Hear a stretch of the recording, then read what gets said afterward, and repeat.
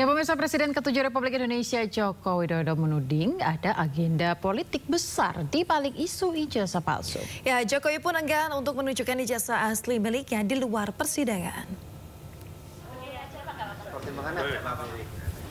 Pemirsa, agenda politik besar di balik isu ijazah palsu yang dihembuskan Roy Suryo CS disampaikan Jokowi di kediamannya di Solo, Jawa Tengah. Sementara itu terkait dengan perkembangan kasus ijazah palsu yang naik penyidikan, Jokowi menyerahkan pada proses hukum di Polda Metro Jaya. Jokowi pun enggan untuk menunjukkan ijazah asli miliknya di luar persidangan. Yang TV? Oh, karena TV. Ini kan sudah dalam proses hukum. Dalam proses hukum, sudah malah saya baca kemarin sudah dalam proses penyidikan. Ya sudah serahkan pada proses hukum yang ada. Kemudian kita lihat nanti di sidang-sidang yang ada di pengadilan seperti apa. Artinya tapi yang jelas saya ingin menunjukkan ijazahnya di dalam sidang pengadilan nantinya.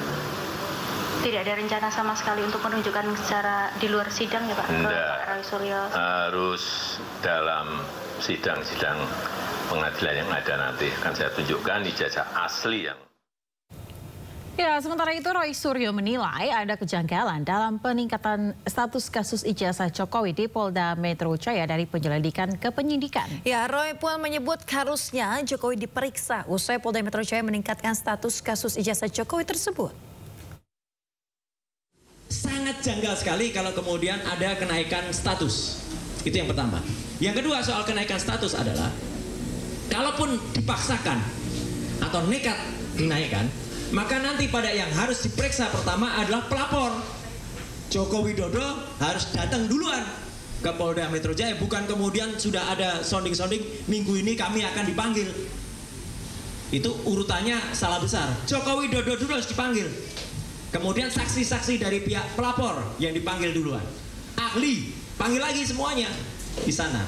Dan yang paling menarik, ini ada perkembangan dari ahli yang katanya ahli ya, yang disebut ahli digital forensik.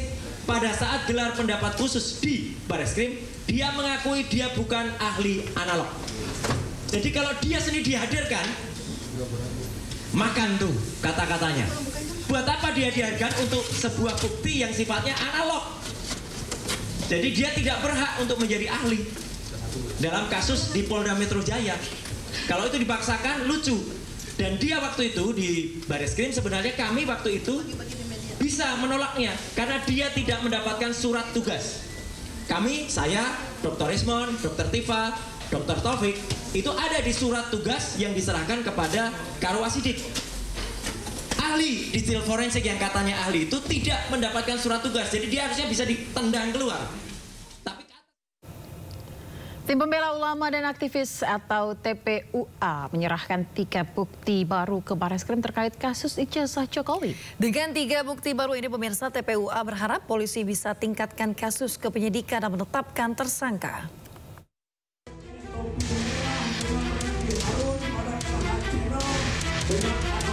Tim Pembela Ulama dan Aktivis atau TPUA kembali mendatangi Bareskrim Polri. Kedatangan TPUA untuk menyerahkan 3 bukti baru terkait ijazah Jokowi. TPUA mengaku tidak puas dengan hasil gelar perkara khusus dan penyidikan Bareskrim sebelumnya. Mereka pun berharap Bareskrim segera tetapkan tersangka. Dari dugaan ijazah palsu yang dilaporkan oleh pihak TPUA itu memiliki data yang cukup kuat. Kemudian yang kedua, tidak bisa dihentikan penyelidikan seperti pada tanggal 22 Mei yang lalu. Jadi saat ini pihak Bareskrim harus menindaklanjuti sampai akhirnya ditemukan bukti-bukti kuat untuk bisa meningkatkan penyelidikan menjadi penyidikan. Jangan hanya kasus di Polda Metro Jaya saja dengan bukti sederhana langsung naik ke penyidikan dari penyelidikan. Jadi harapannya sudah dengan bukti yang diajukan sekarang ini dalam peningkatan proses tersebut bisa ke penyidikan dan ditemukan nanti tersangkanya, karena satu yang dilaporkan yang utama adalah Joko Widodo. Sebelumnya Bareskrim Polri telah melakukan gelar perkara khusus ijazah Jokowi. Namun dalam gelar perkara tersebut, tim pembela ulama dan aktivis ulama tidak puas karena Bareskrim tak juga tunjukkan ijazah Jokowi ke publik. Tim Liputan iNews melaporkan. Kita ke kasus lain, pemirsa. Komisioner Kompolnas mendatangi rumah almarhum Brigadir Nur Hadi, polisi yang dibunuh atasannya di Lombok Barat, Nusa Tenggara Barat. Kompolnas menyatakan akan transparan dalam penyelidikan kasus ini.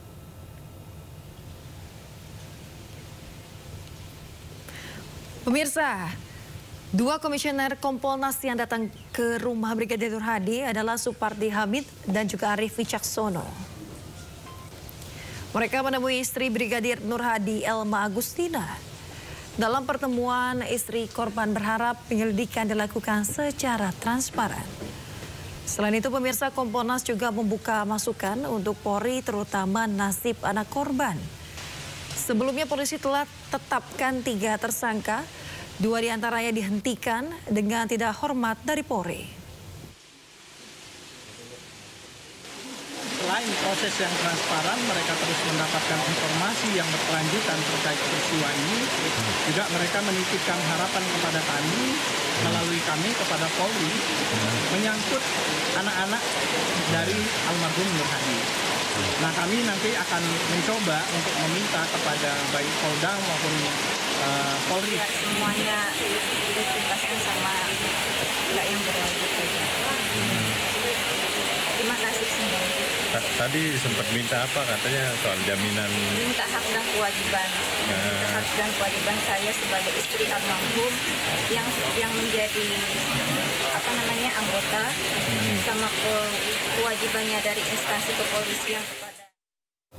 Pemirsa, ex-Mendikbud Nadiem Makarim akan diperiksa penyidik Kejaksaan Agung pada hari ini. Ya, Nadiem akan diperiksa sebagai saksi dalam kasus dugaan korupsi pengadaan sistem Chromebook di Kemendikbudristek.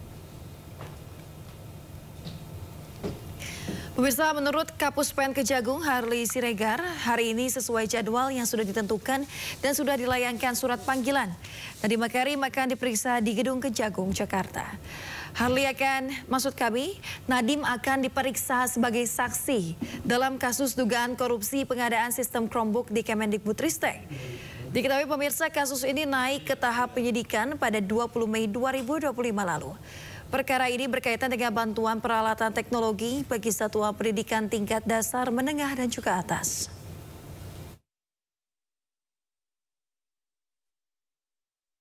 Pemirsa, untuk mengetahui update terkini dari Gedung Kejagung, sudah ada rekan Jessica Winoto di sana. Ya, selamat pagi Jessica. Kira-kira pukul berapa nantinya Nadiem akan diperiksa? Ya, selamat pagi Ayah Yasmin dan juga pemirsa. Untuk informasi pemeriksaan Nadiem Makarim selaku ex-Menteri Dikbudristek pada kasus dugaan tindak pidana korupsi pengadaan laptop berbasis Chromebook ini memang untuk dijadwalkan oleh tim penyidik pada pukul 9 pagi waktu Indonesia Barat.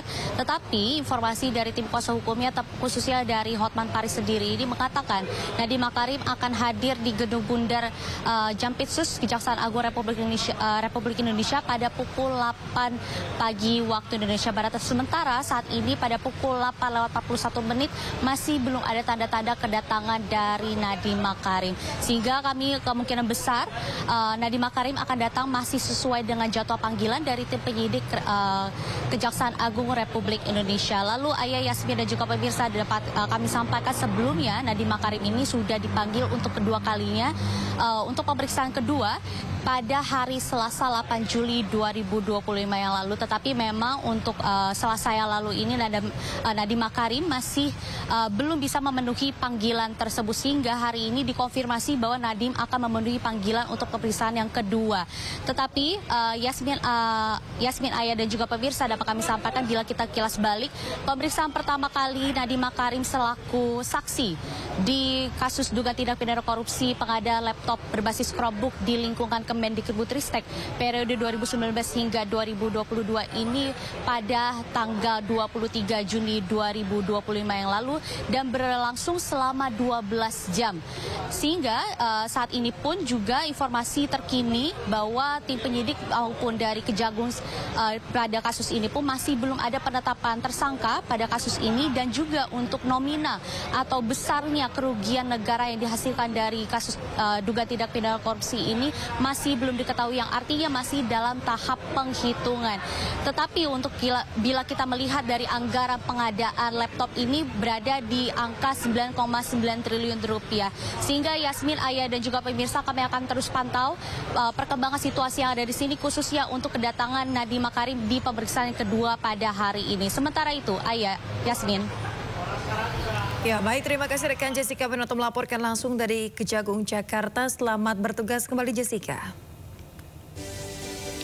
Prabowo menjadi pemimpin negara pertama yang disalami Macron di Hari Nasional Prancis. Informasi lengkapnya kami hadirkan usai jeda, tetaplah di Sindo Today.